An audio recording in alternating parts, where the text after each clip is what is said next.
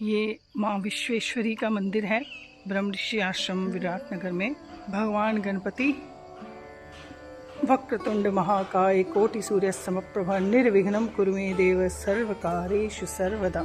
ये अष्टभुजी माँ वाराणसी से इनका स्वरूप लाया गया था 1998 में, और उसी साल मैंने भी दीक्षा ली थी जिस साल माँ की स्थापना हुई।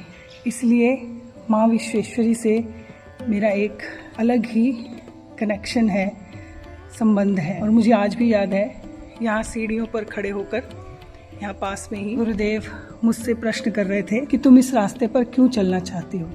ये प्रभु नर्मदेश्वर, जब इस मंदिर की स्थापना हो रही थी और गुरुदेव चाहते थे कि भगवान का कोई सुंदर सा विग्रह आश्रम में स्थापित हो, तो उनको एक स्वप्न आया कि एक भगवान का विग्रह है जिसमें जनेऊ है। आप ध्यान से देखिए, ये जो जनेऊ है जो धागे के रूप में ऐसे गोलाकार है, आपको दिखाई दे रहा है।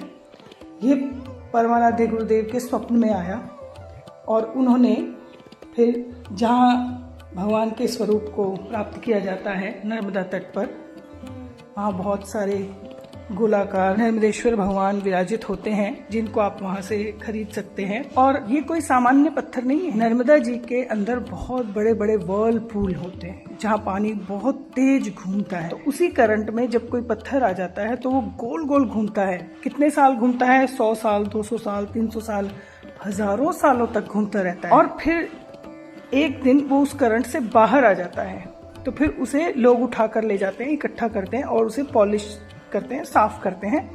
तो ये नर्मदेश्वर रूप में स्थापित किए जाते हैं और इनके अंदर रेडियो एक्टिव एनर्जी होती है।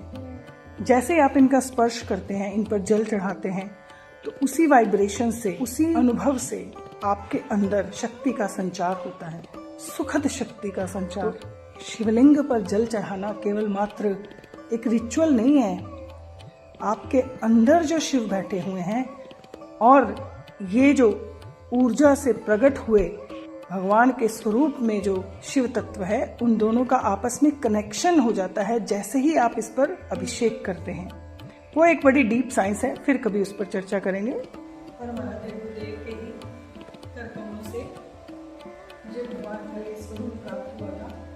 और जब मुझे लंदन भेजा गया सेवा के लिए, तो मैंने वृंदावन जाकर श्री राधिका जी को आह्वान किया कि अब मैं भगवान को अकेला नहीं रखना चाहती, आप आइए और उनके संग विराजिए ताकि मैं अपना सेवा का कार्य, अपना कर्म योग